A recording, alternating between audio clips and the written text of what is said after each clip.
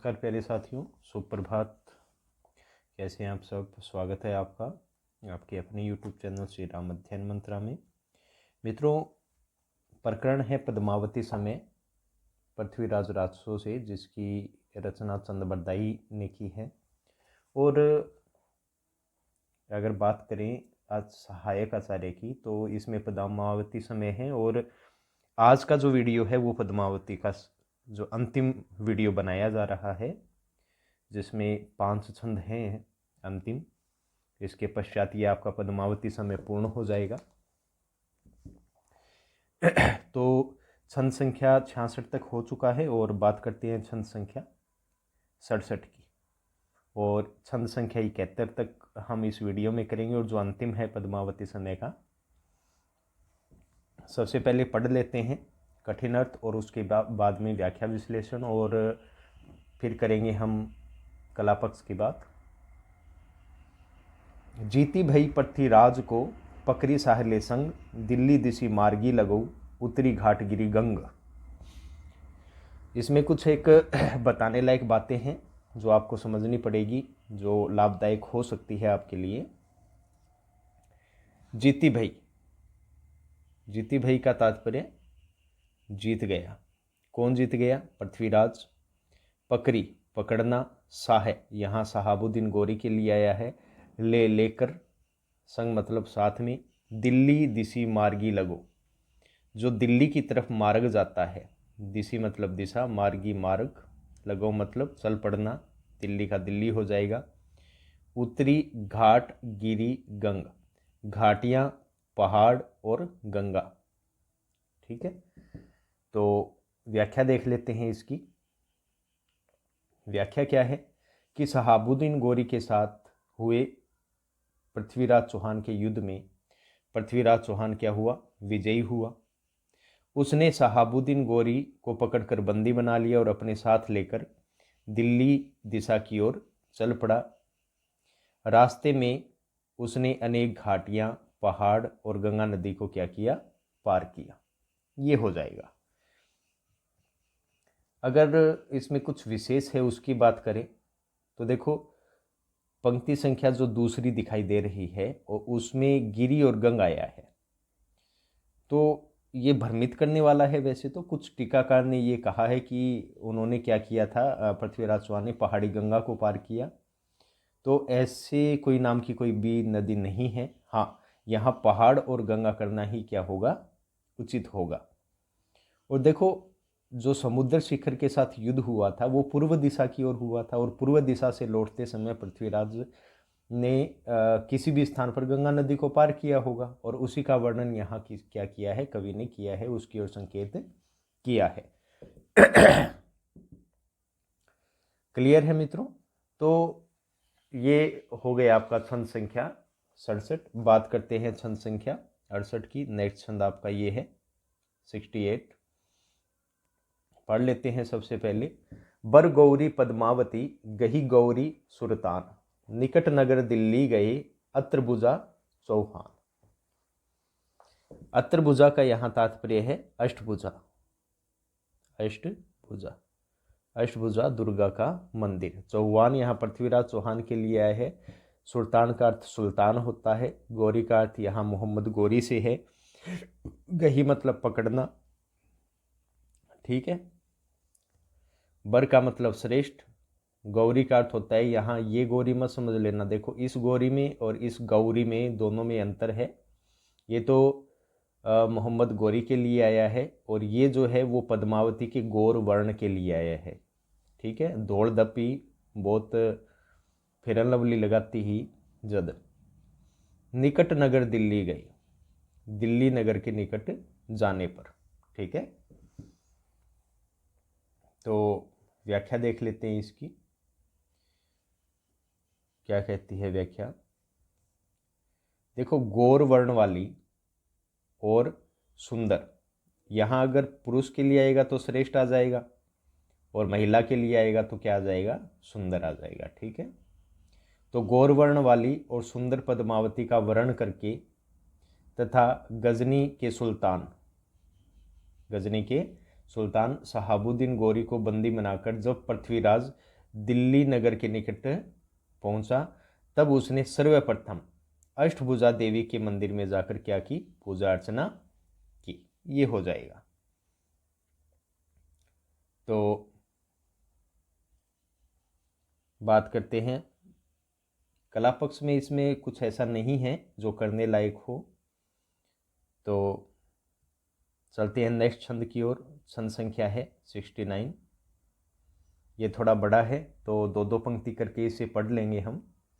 बोली विप्र शोधे लगन, सुधी धरी परिठिए, हर बांसे मंडप बनाए, करी भांवरी गंठिए। यहाँ तक देखते हैं पहले दो पंक्तियाँ, कठिन अर्थ जान लेते हैं। बोली का अर्थ होता है बुलाकर, विप्र का अर्थ होता है ब्राह्मण, शोधे का अर्थ होता है शोध करना या निकालना।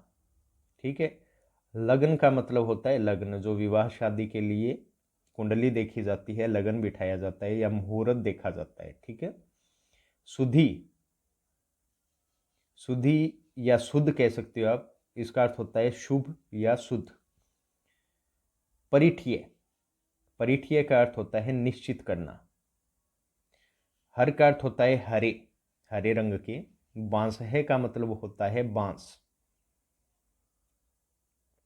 मंडप का अर्थ विवाह शादी के लिए मंडप बनाना। फिर बात करते हैं करी मतलब करना। भांवरी, भांवरी का अर्थ होता है फेरे लगाने के लिए जो भी सामग्री चाहिए। गंठिया का अर्थ हो जाएगा गंठ जोड़ा करना, ग्रंथि मंदन करना। ठीक है। तो इन दोनों को यहाँ तक देख लेते हैं हम लोग। अब राजा पृथ्वीराज चौहान है, उन्होंने अष्टभुजा देवी के मंदिर में क्या किया, ब्राह्मणों को बुलाया,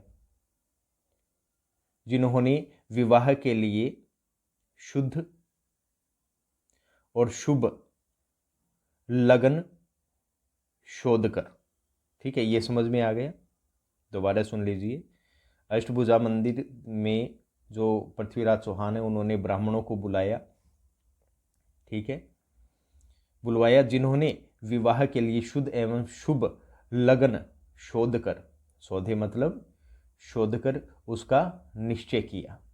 ठीक है। परिठीय का अर्थ क्या बताया था, निश्चित करना। ठीक है, निश्चित किया। उसके पश्चात वहां हरे बांसों का क्या बनाया गया, मंडप बनाकर वर वधु का क्या किया गया, ग्रंथि बंधन किया गया और भांवरे डलवाई गई। क्लियर है ये दो पंक्तियां। फिर चलते हैं नेक्स्ट दो पंक्तियों की ओर। ब्रह्मवेद उचरही, होम चौरी जो प्रतिवर, पद्मावती दुल्हनी अनूप, दुल्हे पृथ्वीराज नर। यहां तक देख लेते हैं। ठीक है। फिर आगे चलते हैं। अब कठिन अर्थों की बात करें तो ब्रह्म का अर्थ यहाँ ब्राह्मण हो जाएगा, वेद का अर्थ यहाँ वेद मंत्र हो जाएगा, उच्चरहिं का मतलब उच्चारण करना या बोलना। ठीक है। होम का मतलब हो जाएगा यज्ञ, होम का अर्थ क्या हो जाएगा, यज्ञ। चौरी का अर्थ हो जाएगा वेदी, प्रति का अर्थ हो जाएगा प्राप्ति। ठीक है। वर का मतलब क्या हो जाएगा, वर हो जाएगा, श्रेष्ठ हो जाएगा। पद्मावती दुल्हे अनूप, दुल्हे पृथ्वीराज नर। नर का अर्थ यहाँ समझने लायक है श्रेष्ठ। दुल्हे का मतलब दुल्हा होता है, पृथ्वीराज चौहान हो जाएगा दुल्हा तो। और दुल्हन कौन हो जाएगी, पद्मावती। अनूप का अर्थ होता है अनोखी। तो इन दो पंक्तियों का देख लेते हैं। अब देखो, यज्ञ की वेदी क्या है, यज्ञ की वेदी के पास बैठे ब्राह्मण वेद मंत्रों का क्या कर रहे थे, उच्चारण कर रहे थे। पद्मावती दुल्हन अनोखी दुल्हन बनी हुई थी, यानी कि बड़ी सुंदर लग रही थी। और वहीं राजा पृथ्वीराज क्या बने हुए थे, दुल्हा बने हुए थे। ठीक है, ये दो पंक्तियां हो गई। फिर चलते हैं नेक्स्ट दो पंक्तियों की ओर, ये वाली। डंड्यो साहे साहब दी, अष्ट सहस है बर सुबर, दई दान मांग सठ भेस को, चढ़े राज दुग हुजर। ये हुजर अरबी भाषा का शब्द है मित्रों, और इसका अर्थ होता है समक्ष। क्या होता है, समक्ष, या क्या होता है, सामने। समक्ष या सामने हो जाएगा। अब देखो दंड्यो मतलब दंड देना, साहे मतलब यहाँ साहबुद्दीन गोरी को, ठीक है। अष्ट सहस मतलब 8,000, ये सहस का मतलब सहस्त्र होता है और अठ का मतलब 8, 8,000। है मतलब घोड़े, बर का मतलब श्रेष्ठ और सुबर का मतलब होता है सुंदर, ठीक है। अब आगे चलते हैं। दे दान, दान का मतलब दान देना, मान का मतलब सम्मान देना, और किसको सम्मान देना, सठ भेष, यानी कि ऐसे 6 लोग जो विभिन्न प्रकार का वेश धारण करते हैं, मतलब 6 प्रकार के लोग जो वहां पर उपस्थित थे। और ये 6 प्रकार के लोग कौन कौन थे वो बता देता हूं। वहां पर यति थे, ठीक है, योगी, योगी भी वहां पर थे क्योंकि इतने बड़े राजा का विवाह था। एक वहां पे सन्यासी थे। 3 जंगम, जो बाहर रहते हैं, पहाड़ों में रहते हैं। चारण वहां पर थे जो वीर गीत लिखते हैं, बोलते हैं। और वहां पर कौन थे, ब्राह्मण। ये तो आपको पता ही है, इनकी बिना विवाह संपन्न नहीं होता। तो ये 6 प्रकार के लोग वहां थे। इनको क्या दिया गया, दान दिया गया, इनका सम्मान किया गया, ठीक है। इनका करना तो बहुत जरूरी है, वरना कोई साफ देगा, कोई कुछ देगा। चढ़े राज दुग अज हुजर, ठीक है। और ये सब करने के पश्चात वो क्या हो गए, राजदूत गृह। राजदूत गृह का मतलब क्या हो जाएगा, राजदुर्ग या राजमहल। उसके पश्चात वो राजमहल में चले गए। इन पंक्तियों का हम देख लेते हैं, ये 2 पंक्तियों का क्या होगी इसकी व्याख्या। अब देखो, इस विवाह के अवसर पर और इसके उपरांत पृथ्वीराज ने बंदी बनाए गए शहाबुद्दीन गोरी को दंडित करते हुए 8,000 श्रेष्ठ घोड़े दंड स्वरूप देने का आदेश दिया। और इस मांगलिक अवसर पर वहां आए 60 वेश, यानी कि योगी, यति, सन्यासी, जंगम, चारण और ब्राह्मणों को दान देकर उनका सम्मान किया। तब पश्चात वह अपने दुर्ग पर स्थित राजमहल में प्रवेश कर गया या उसके सामने आ गया। यहां तक मित्रों ये आपका छंद संख्या हो गया 69, ठीक है। अब बात करेंगे इसके कला पक्ष की। कला पक्ष में क्या हो जाएगा, पहली बात, ये कौन सा छंद है, कवित छंद। रस कौन सा आया है, श्रृंगार रस, श्रृंगार रस आया है साथियों। भाषा है डिंगल पिंगल, भाषा कौन सी है, डिंगल पिंगल। क्लियर हुआ। और बाकी इसमें कोई ऐसा नहीं है जो बताने लायक हो। तो अब बात करेंगे छंद संख्या 70 की। ये सेकंड लास्ट छंद है आपका पद्मावती समय का। देख लेते हैं क्या कहता है छंद संख्या 70। चढ़िए राज पृथ्वीराज, छाड़ी साहब दिन सुर, त्रिपत सुर सामंत बजत, निशान गजत धुर, चंद्र बदनी मृग नयनी, कलश ले सिर सन्मुख जुख, कनक थारम अति बनाए, मोतिन बंधाए सुख, मंडल मयंक वर नार सब, आनंद कंठ है गायब। यहां तक देखते हैं साथियों।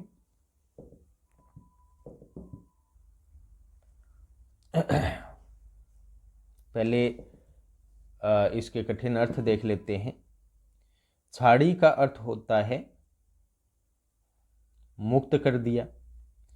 साहबुद्दीन, शहाबुद्दीन गोरी के लिए आया है। अब देखो सुर, ये आया है असुर के लिए क्योंकि छोटा ऊ इसमें लगा हुआ है। त्रिपत, त्रिपत का अर्थ होता है तृप्त, और तृप्त का अर्थ क्या हो जाएगा, संतुष्ट। क्या हो जाएगा, संतुष्ट। फिर सूर सामंत मतलब जो वीर थे जिन्होंने युद्ध किया था, सामंत जो जिन्होंने युद्ध किया था पृथ्वीराज चौहान के साथ, उन्हें उन्होंने क्या किया, कुछ रुपया पैसा देकर, दान दक्षिणा देकर क्या किया, संतुष्ट किया, अर्थात सैलरी दी उनको, बोनस भी दिया, ठीक है। बजत बज रहे थे, निशान नगाड़े, गजत मतलब गजत का अर्थ यहाँ पर क्या हो जाएगा, गूंजते थे। धुर, धुर का मतलब पूरी शक्ति के साथ। चंद्र बदनी, चंद्र का अर्थ चंद्रमा होता है, बदन का मतलब क्या होता है, मुख, पूरा शरीर नहीं होता, बदन का अर्थ क्या होता है, मुख, यानी कि चंद्रमा के समान मुख वाली। मृग नयनी, मृग की आंखों के समान नेत्रों वाली। ठीक है। कलश ले, कलश लेकर, किस पर, सिर पर। सन्मुख, सामने। जूख, ये सै का ख हो जाता है, आपको बहुत बार समझाया हुआ है, और इसका अर्थ होता है स्वागत करना। क्या होता है, स्वागत करना। और वैसे इसका अर्थ होता है जोखना, जूख जोखना से बना है, जिसका अर्थ होता है स्वागत करना। कनक थारम, कनक थार का अर्थ होता है सोने की थाली। अति बनाए, अति बनाए मतलब उसे अत्यधिक सजाकर। मोतिन बंधाए, मोती बांधकर। सुख मतलब सुख प्राप्त करना। ठीक है। मंडल मयंक वर नार सब, यहां तक देख लेते हैं। मंडल मतलब हो जाएगा घेरा। मयंक का अर्थ आप जानते हो चंद्रमा होता है। वरनार, वरनार का अर्थ होता है सुंदर नारियां। ठीक है। यानी कि पृथ्वीराज चौहान को जो चंद्रमा के समान है, उन्हें जो सुंदर नारियां हैं वो तारों के समान घेर लेती है। ठीक है। आनंद कंठ है गायब, उसके पश्चात क्या हुआ, कंठ है मतलब कंठ से, आनंद मतलब खुशी मनाना हो जाएगा, और गायब मतलब गीत गाने लगी। ठीक है। यहाँ तक देख लेते हैं मित्रों। इसमें एक पंक्ति मिस है, उसका मैं अलग से आपको समझा दूंगा इसी में। फिलहाल तो यहाँ तक देख लेते हैं, कठिन अर्थ आपको बता दिए हैं। अब इसकी व्याख्या देख लेते हैं साथियों। वैसे तो आपको कठिन अर्थ से ही समझ में आ गया होगा, फिर भी आगे देख लेते हैं। पृथ्वीराज चौहान ने इस मांगलिक अवसर पर बंदी बनाई गई गजनी के सुल्तान साहबुद्दीन गोरी को दंडित करने के उपरांत क्या कर दिया, मुक्त कर दिया। छाड़ी साहबुद्दीन सुर, तो साहबुद्दीन गोरी को क्या कर दिया, विवाह के उपरांत उसे मुक्त कर दिया। तत्पश्चात उसने अपने सभी सूरवीर और सामंतों को धन आदि देकर क्या किया, तृप्त मतलब तृप्त अर्थात संतुष्ट किया। और इसी जीत की खुशी में, यानी कि जो वो युद्ध जीत गए थे, इसी जीत की खुशी में मंगल सूचक जो नगाड़े हैं वो गूंजने लगे, और पूरी शक्ति के साथ क्या होने लगे, गूंजने लगे, उनकी ध्वनि चारों दिशाओं में फैलने लगी। ठीक है। इस विवाह के अवसर पर चंद्रमा जैसे मुख वाली या चंद्रमा के समान मुख वाली और हिरनी जैसी नेत्रों वाली सुंदर स्त्रियां अपने सिर पर मंगल कलश धारण करके पृथ्वीराज का स्वागत कर रही थी। उन्होंने सोने की थाली को भली प्रकार से सजा रखा था, और मोतियों से भरकर वे पृथ्वीराज को घेर कर, मंडल का मतलब क्या होता है, घेरना। ठीक है। तो पृथ्वीराज को घेरकर इस प्रकार बैठ गई जैसे चंद्रमा को घेरकर तारे क्या हो जाते हैं, बैठ जाते हैं। ठीक है। वे अनेक प्रकार के मांगलिक गीत आनंद पूर्वक क्या कर रही थी, गा रही थी। ठीक है। ये यहां तक क्या हो गया, इसका हिंदी अर्थ हो गया।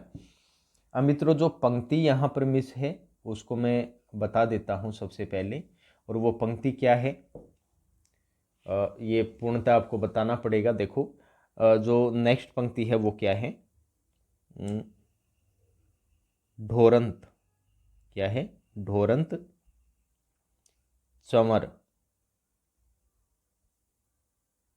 क्या है, चंवर की आधा फिर कै रही किकरही, फिर आएगा मुकुट शीश,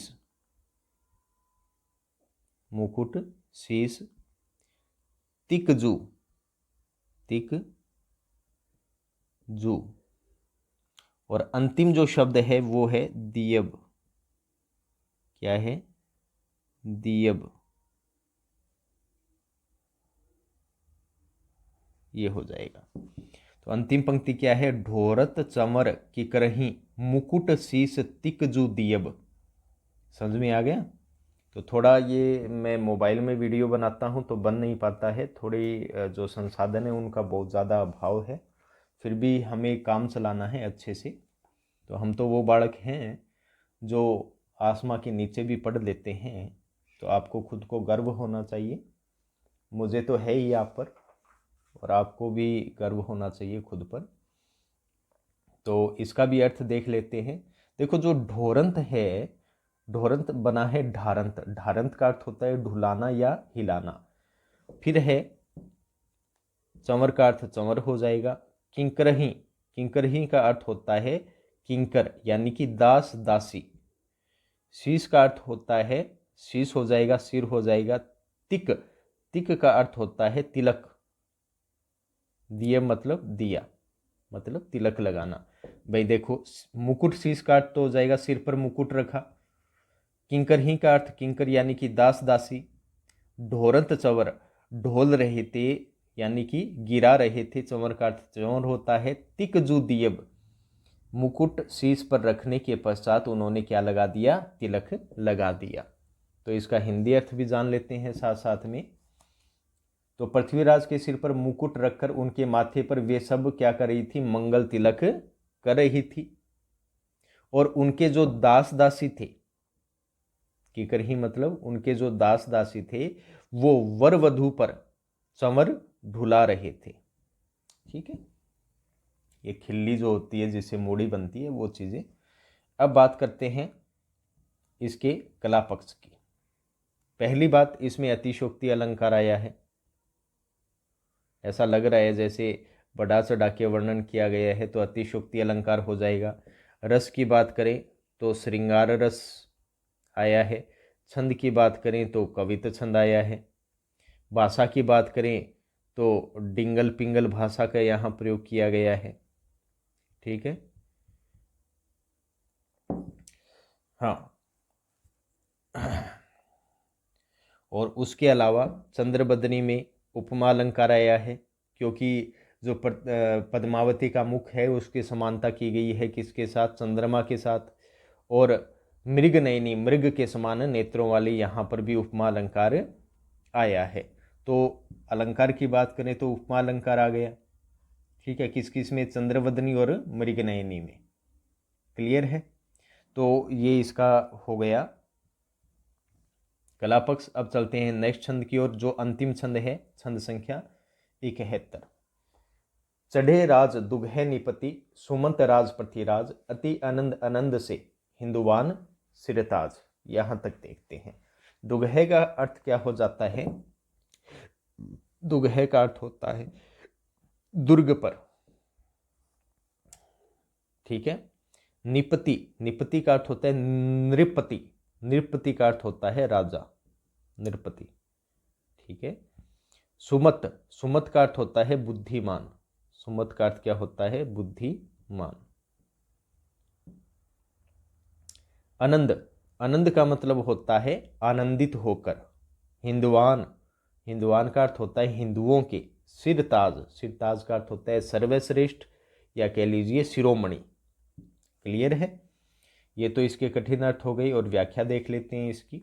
व्याख्या क्या है कि राजा पृथ्वीराज चौहान जो अत्यंत क्या है, राजा पृथ्वीराज चौहान जो अत्यंतिक क्या है, बुद्धिमान है, एवं हिंदुओं के क्या है, का के शिरोमणि है। उन्होंने पद्मावती से विवाह करके बड़ी प्रसन्नता के साथ, बड़े आनंद के साथ क्या किया, दुर्ग में प्रविष्ट किया, यानी कि प्रवेश किया। अर्थात बुद्धिमान एवं जो श्रेष्ठ राजा है पृथ्वीराज ने पद्मावती से विवाह कर लिया, और वह क्या करने लगा, आनंद पूर्वक रहने लगा। ये साथियों छंद संख्या 71 हो गया। कला पक्ष की बात करें तो दोहा छंद यहाँ आया है। कौन सा छंद, दोहा छंद आया। अब पूछ ही ले, क्वेश्चन आ जाए कि जो पद्मावती समय का अंतिम छंद है 71, उसमें कौन सा छंद आया है, तो आप सीधे सीधे कहोगे दोहा छंद आया है। भाषा ज़्यादातर आपको यही करनी है, डिंगल पिंगल भाषा अगर पूछ ले आपसे तो डिंगल पिंगल करना है। रस आ जाएगा श्रृंगार रस, क्योंकि अपने को भी मज़ा आ रहा है कि भाई ठीक है अब तो ब्याह शादी होगी और टाबर टिकर हो लेगा, ठीक है अपनी जिम्मेदारी की हुई पूरी। तो ये आपका जो पृथ्वीराज रासो है उसी का जो पार्ट है पद्मावती समय वो पूर्ण हुआ, जो चंदबद्दाई कृत था। अब साथियों आपसे एक ही निवेदन है, नम्र निवेदन है कि अगर आपको ऐसा लगता है कि कॉलेज लेक्चरर की कौन सी जो रचना है उस पर वीडियो बनाना चाहिए, तो आप मुझे तहे दिल से कमेंट कर सकते हैं। बाकी आप हमारे साथ बने रहे तो आगे से आगे आपको नेट JRF वगैरह सभी की जो रचनाएं हैं वो आपको प्राप्त होती रहेगी। हाँ, थोड़ा लेट ज़रूर होता है तो उसके अंदर सुधार किया जाएगा क्योंकि समय का अभाव रहता है। तो मिलते हैं नेक्स्ट रचना के साथ, नेक्स्ट वीडियो के साथ। तब तक के लिए विदा दीजिए। जय हिंद, जय भारत साथियों।